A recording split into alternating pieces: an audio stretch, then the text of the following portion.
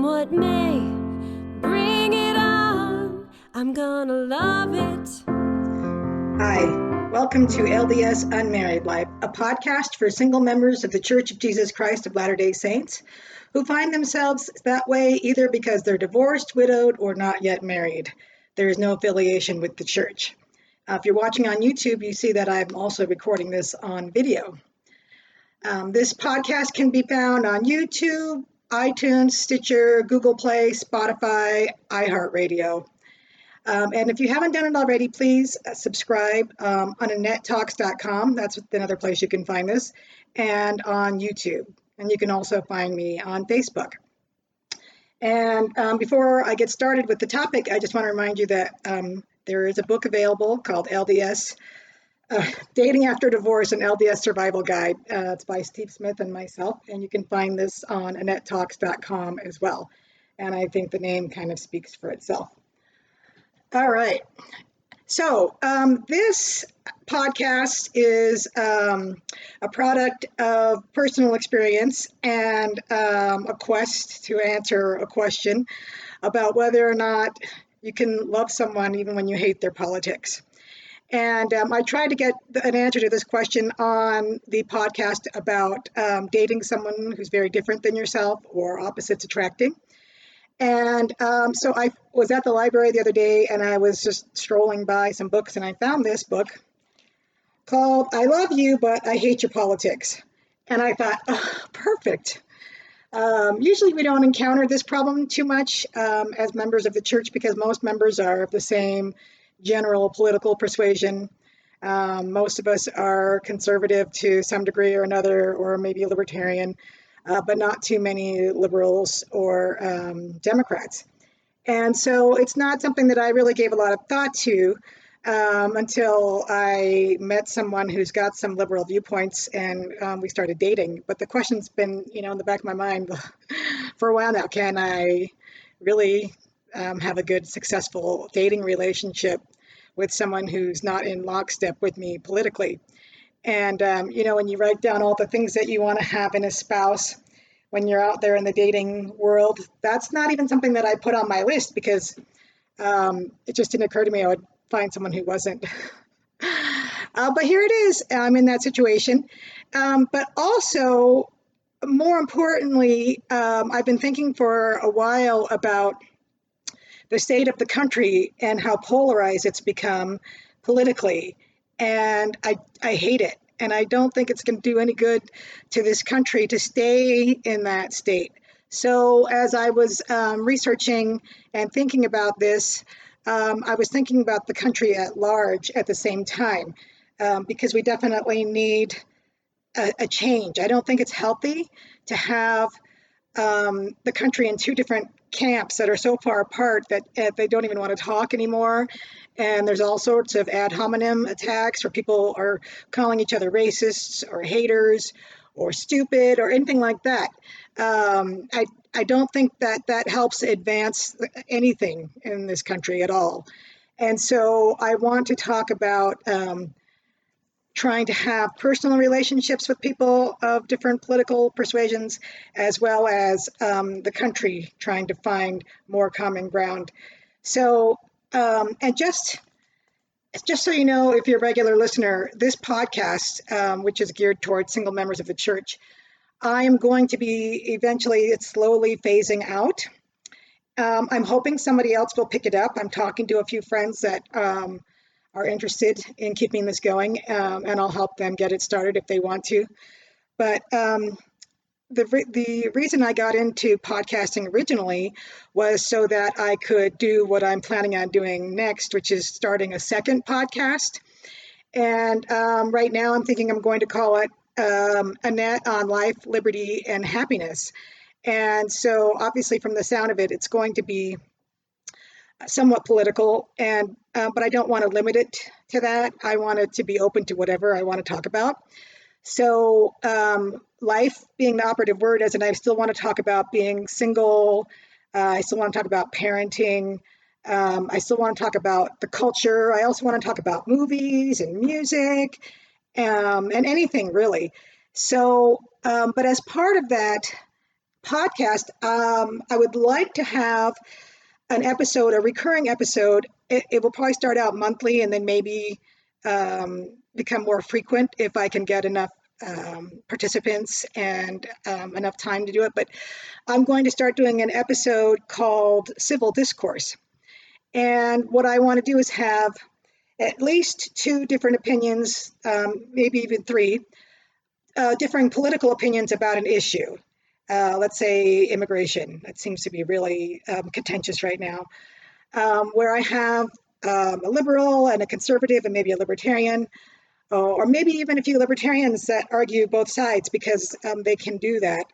But I want to have a discussion with a few individuals where I moderate, and it's a discussion. It's not a debate, it's not an argument, and no one's trying to win. The whole point of it is going to be, well, I have a couple of objectives. One is to show the country that it can be done, that people can sit down and talk to each other in an open, honest, friendly, hopefully even funny and entertaining way about something that's very important to them. And that they can do it where they openly share and then respectfully listen to the other viewpoint. And hopefully everyone comes away from it having learned about the issue from both sides or three sides, and also feeling better about being in this country and being able to accept an opposing viewpoint without thinking the other person is just terrible. I mean, you can think someone's wrong without thinking they're a bad person. So I don't think that anyone's going to go listen to the show and change their opinion, although it's possible, but they're going to come away learning about the issue and feeling better about the discourse in this country. So those are my goals, to educate and hopefully entertain at the same time, but also to ease the tension in this country, because I think that we can do that. You know, this extreme polarization is a recent thing, and I'm going to get into a little bit more of that as I do this podcast, why I think it's become more polarized recently. But 50 years ago, it wasn't a big deal if you heard that a Republican and a Democrat were married. It was like, so what? Big deal.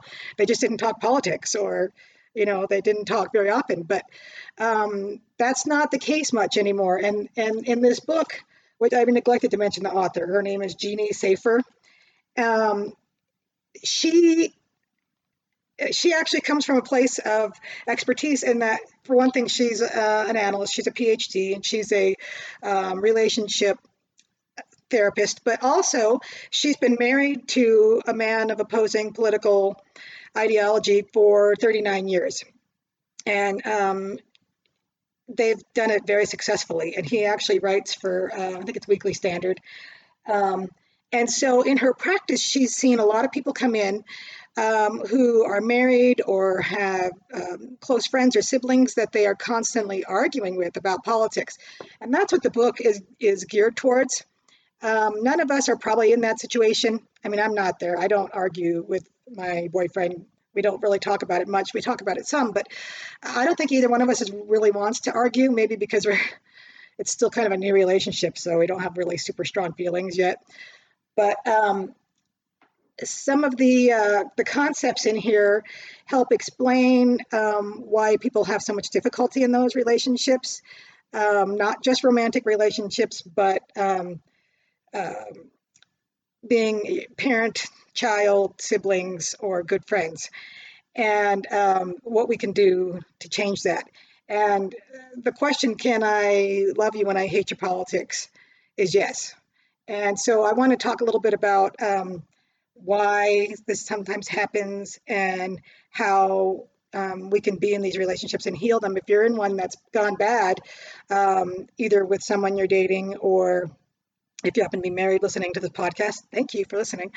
Or if you have a sibling or a parent that you're not getting along with because of this, or, in the future, you may end up meeting someone that you want to be friends with or date that is of opposing ideology. Hopefully you'll take something away from this, but also I want you to go away thinking about, are you contributing to the overall rancor in the country? So, um, getting started. So a few interesting things from her book. Um, what I thought was really interesting is she talks about the fact that a lot of times in these relationships where they're very heated, and the arguments are constantly happening. It's not about politics.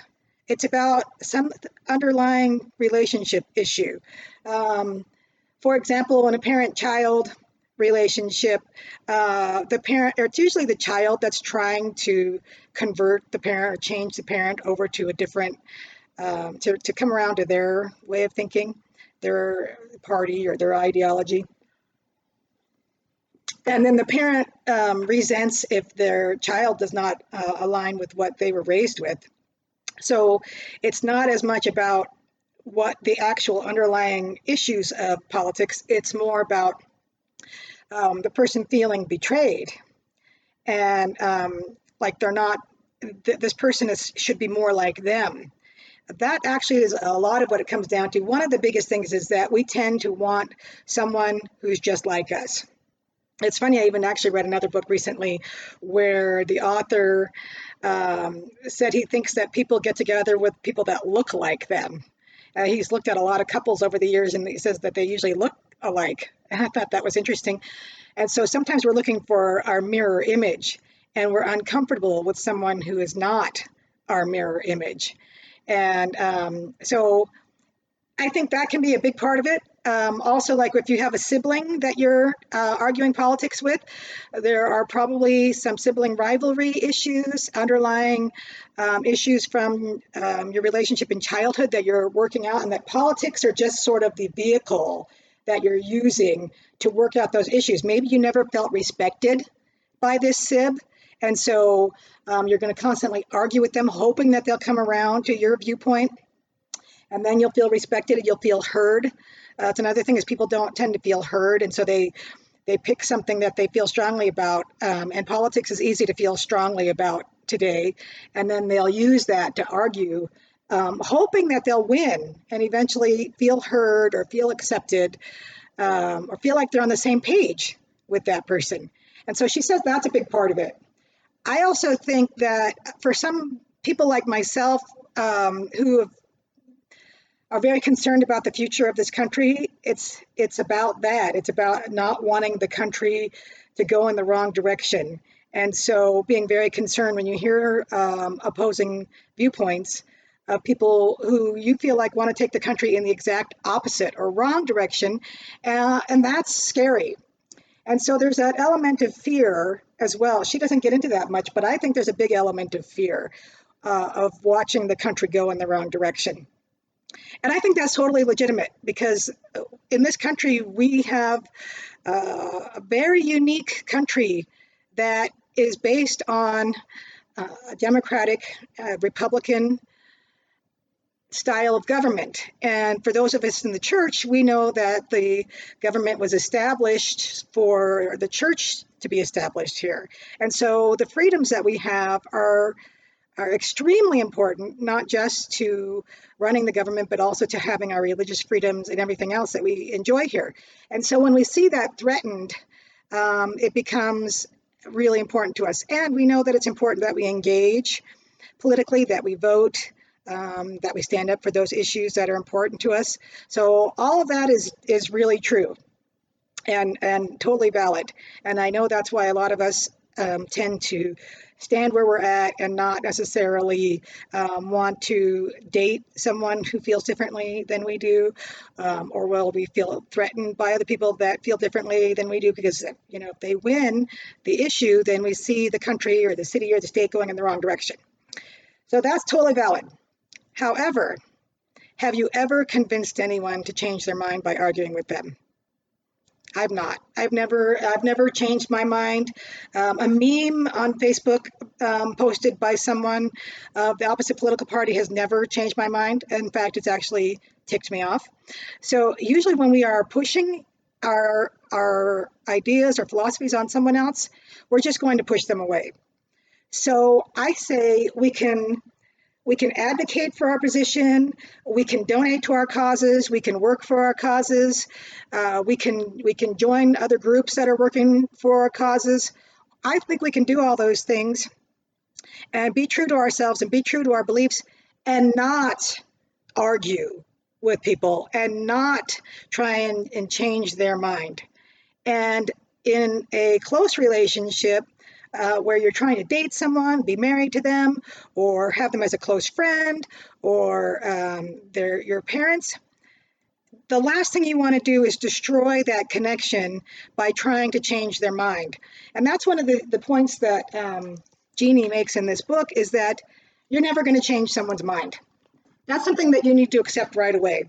And so you don't want to do that. And like I mentioned with the podcast I'm going to be doing on civil discourse, our main goal is not to change each other's mind. I don't think anyone's going to go away from that each episode and say, oh, I'm all for the wall now, if they weren't going in. I don't think that's what's going to happen at all.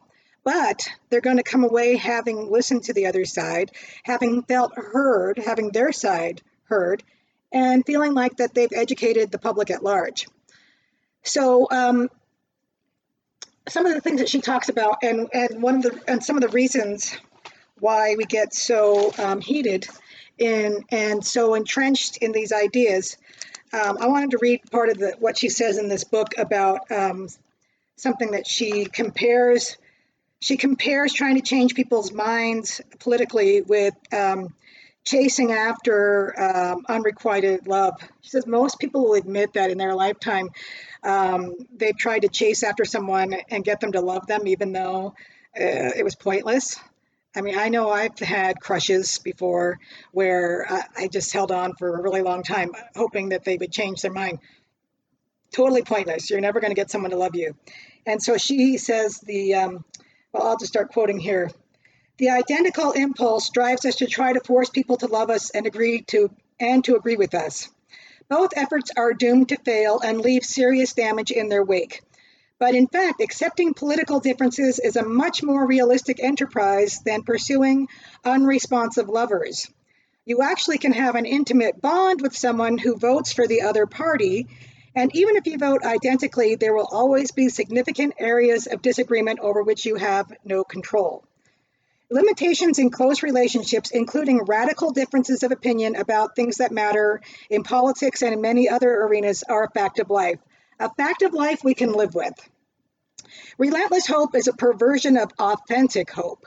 We cling to it and pursue it at all costs in order to avoid feeling the pain of disappointment in the other person who, despite our efforts, refuses to change. Pursuing a conversion agenda prevents us from ever seeing that this is an impossible task, and from feeling the full brunt of the recognition of just how limited our sway over other people actually is. Forced political makeovers are no more successful than unilateral romantic makeovers. Ultimately, the problem is not how we vote or which side we support, and the solution does not involve acquiring the debating skills necessary to make arguments compelling enough to convert or crush an intimate opponent. The real issue is our mistaken belief that intimacy is only possible with people who agree with us on everything. This stubborn conviction represents a profound distortion of the essence of love, the hidden fundamentals of human relationships and other discontents, and the nature of hope. In our increasingly narcissistic world, the other person is but an extension of ourselves, politically as well as emotionally, when in fact it is only by accepting and appreciating our very real differences that true intimacy becomes possible. Otherwise, we are just trying to see our own reflections. We cannot bear feeling that we are unable to impose our will, or that the success of our efforts of persuasion, whether in love or politics, is minimal. To do so requires us to accept powerlessness, disappointment, and loneliness, the unavoidable consequences of recognizing the fundamental otherness of an intimate partner. The sobering but ultimately liberating truth is that nobody will ever fully understand or accept the world exactly as we see it, and nobody has to. Foregoing relentless hope allows authentic hope for communication, dialogue, appreciation of another person's qualities to flourish. It underlies precious, loving, mixed political relationships. And in another part of the book, she says that with her and her husband and a lot of other couples who have overcome political differences and have learned how to deal with them, actually have all expressed that they've come out much stronger, feel like the relationship is much stronger because they were able to take those differences and work around them and work through them. And part of that is using humor and respecting the other person, and some other rules that I'm going to read from the book as well. But I see, like I said, I see that extending to the world at large. And I think some of the reason that there is so much polarization right now, or there's a few things. We've got a media that does this nonstop. It's their agenda is to push one side. And so we then insulate ourselves into just watching Fox or just watching MSNBC or whichever news shows or radio shows that we relate to, and we tune out the other side, and so we no longer are even interested. Also, obviously, social media does the same thing.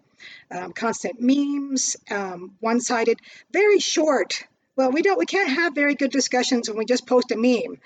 And then when someone responds to it, it's usually a really short, not terribly thoughtful discussion. It's very easy to be anonymous online and say things that you would never say to someone. It's kind of like in traffic. People cut each other off or flip each other off. You wouldn't do that if you were standing behind someone in line at the grocery store. You wouldn't turn around and flip someone off if you didn't like what they were doing. And online's the same way. People will say, you can say whatever you want. You can be fairly anonymous and say things that are not thoughtful, well thought out, just knee-jerk reaction and emotional. So we're being pretty much set up by media, and then we're giving into that baser instinct on social media. And so those are things. Also, what's interesting is the author is liberal and her husband's conservative, like I mentioned earlier. But one of the things that she brings up and that I'm noticing again and again, she said that actually Trump, I see Trump as a really polarizing figure. It's interesting because you see a lot of Trump fans that are almost rabid, and it's like a hero worship thing. And then on the opposite side, you see a hatred of Trump that's over the top. Like there's not a lot of logic behind either side. It's very interesting. I'm currently registered Republican, although I'm thinking of going independent just because I think the two-party system is not great. But I didn't vote for Trump. I'm not a big Trump fan. I tend to take things one issue at a time. I sometimes like what he does. Sometimes I don't like what he does. And so I don't see him the same way that people on those two sides see him. It's really interesting, though. But for some reason, in the book, it was usually women can't stand him, like to the point of almost hysteria. And then, so the men that support them, the women can't have anything to do with them. They just off the rocker. It's interesting. And I think part of that, again, goes with fear. It seems like sometimes women see Trump as a dangerous person, that he's taking the country in a dangerous place for women. And so I would be curious to hear from any of you out there if you want to give me opinion on what you're saying with that. But I think there's some underlying fear that is one of the reasons why we're seeing so much polarization. I mean, for sure, we had polarization under Obama as well, but it's definitely increased under Trump. So I'm just speculating on some of the reasons why. But anyway, I think that we can, in our personal relationships and in our relating to just everyone else in the country, we can do something about this to change it. And so the rules that she gives, I'm going to read some of them about how to get along and have civil political discussions. These ones are geared towards personal relationships, and I'm going to talk about which ones I think extend. All right, so she calls this the politics doctor's rules of civility for the politically ill assorted. And she's basing them off of, she used George Washington's rules of civility and decent behavior in company and conversation is sort of a model, because we need that. It's like the civility has gone out the window, which is dumb. We should be having civil discussions. All right, so she says, number one, instead of the ever popular knockdown, drag out fight, substitute one of the following approaches to political discussion. The horse race, talking about politics as a sport. Who are the players? Who's ahead? Who's behind? That kind of takes it as an other thing. It's not personal. It's them over there. Nuts and bolts, discussing political theories or policy minutia. Which plan will ensure more people? Will Kim disarm? Where does the other person's side believe about X? Or what does the other person's side believe about X? A good choice for policy wonks. And this is one of the things that I'm going to try and do in my podcast, is taking an issue and looking at the nuts and bolts of it. Also, the next one we're going to be using, the scholarly exchange, explaining to one another without ulterior motives where you stand and why, including your ignorance and your doubts and any common ground you can find.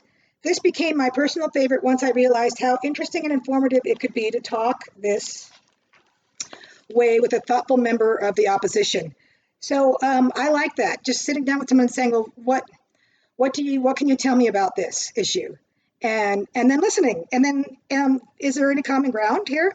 I'm guessing you could find some common ground. When I do my episode, I'm going to ask them at the end, it's kind of like a pop quiz to see if they were listening and to see if they can find common ground. I'm going to ask the liberal, can you tell me the best argument that the conservative made? And then vice versa. Because we can't be so polarized that there's not something that you liked about the other person's argument.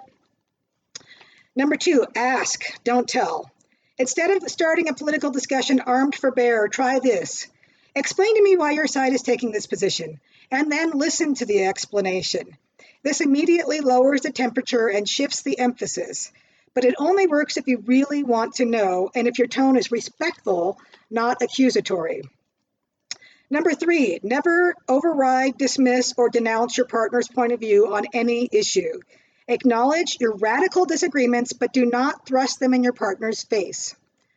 Number four, apply a principle that psychotherapists rely on. Never attack the other person's resistance or defenses directly, which only entrenches them. Instead, search sincerely for common ground. Try to empathize and mindfully choose not to speak up when it will lead nowhere. Number five, remember that your partner has legitimate reasons for his or her positions just as you do.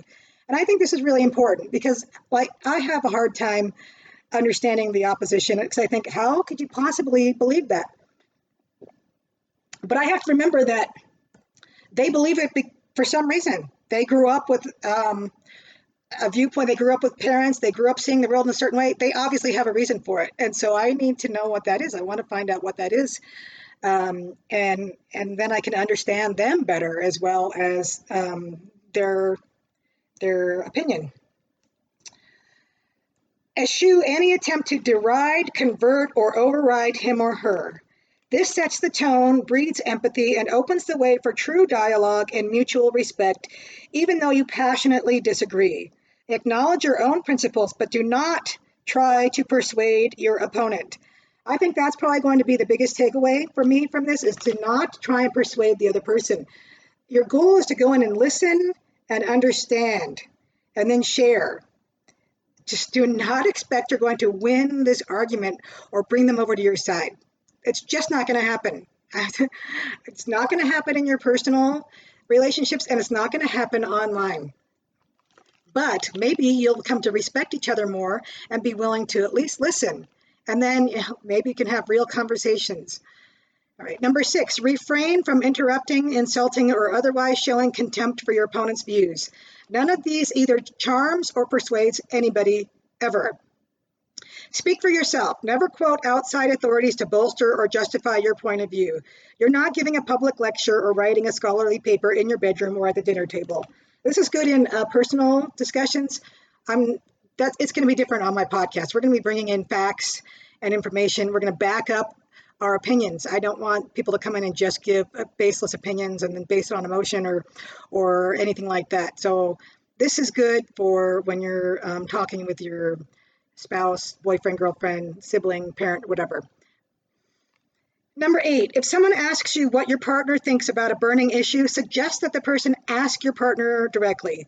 Refuse to either apologize for or be sucked into ganging up on those who matter most to you.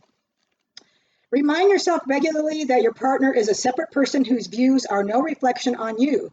They are an integral part of him or her. Cultivate the gift of silence. The ability, now this number 10, cultivate the gift of silence, the ability to hold one's tongue that Washington possessed and that impressed everyone who knew him. This takes lots and lots of practice, but it pays off handsomely. And I think this is great too. There are a lot of times you can just shut up and listen. You do not have to express everything that comes into your head when it comes into your head, especially if you know there's a really hot button issue for the other person. Just listen. Number 11, talk with each other about how you talk to each other. List your hot button issues and discuss how you both want to handle them. Every couple has different needs and solutions. My husband and I opted for avoidance, tempered with abstract discussion on our radioactive topics. Number 12, George Washington said, "We must take men as we find them." And the tolerance he expressed was a cornerstone of American democracy. Make this your mantra. I think it should still be the cornerstone of American democracy. And I'm hoping in some small way to help that happen again. Number 13, differentiate between what you can say to like-minded friends and to your partner. And that's another point she brings up in another part of the book, is that if you feel like you're feeling stifled in your relationship with your partner because you can't say all the things you want to say about your beliefs, go and find people that are like-minded and talk to them about it. Go find other outlets for it. Don't feel stifled. Go take care of that somewhere else. All right, number 14, contribute privately to any cause you believe in without making an announcement to your partner, and suggest that your partner do the same. Number 15, think about what you love and admire and cherish about this person despite his or her politics, and tell him or her. And I think that last one applies to people at large. We can be friends with people of the opposite political persuasion. We're obviously friends with them for a reason. There's something about that person that you admire or respect. And same thing with family members. There's something about your parents that you love and respect, your siblings. And so remind them that you feel that way about them, even though you don't agree politically. So to wrap it up, you can love someone and hate their politics. If you're in a romantic relationship or thinking about it, go pick up this book. If you're like me and you want to see the country be more unified and less polarized, try and follow some of those rules that I just listed out. And also follow my podcast when it comes out. I'm going to be looking for people of opposing viewpoints to be on my podcast. Mostly I'm probably going to use local people here in Denver, but I'm also open to doing like a Zoom meeting, Brady Bunch style, where I have, 3 people on a Zoom meeting. And so I'm open to doing a long distance podcast. And help me try and bring people together. I really know that we can do this. I'm excited about doing this. And I would love to hear from you. So if you can go to AnnetteTalks.com, tell me what you think. If you think this is totally stupid and you can never date someone of the opposing political persuasion, let me know. Or if you're in a relationship with someone of an opposing political persuasion, let me know. And that's pretty much it for today. Find me on AnnetteTalks.com. YouTube, please subscribe on YouTube, iTunes, Stitcher, Google Play, Spotify, iHeartRadio. Also, if you really like the podcast and you like what I'm doing, please go to patreon.com/Annette Talks and help contribute to keeping this thing going.